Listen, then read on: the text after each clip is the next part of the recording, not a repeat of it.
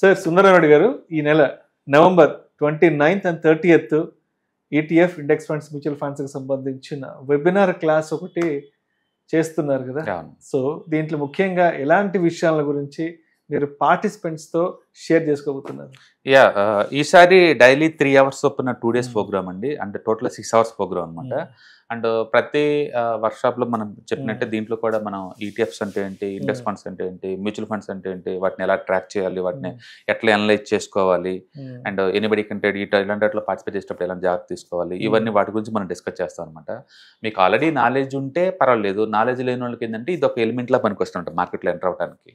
కాబట్టి మీరు ఏదైనా డబ్బు పెడదాం అనుకున్నారు, బట్ వితౌట్ నాలెడ్జ్ లేకుండా పెట్టాలంటే ఫీర్ కదా, ఏం జరుగుతుంది అక్కడ తెలుసుకోవాలంటే.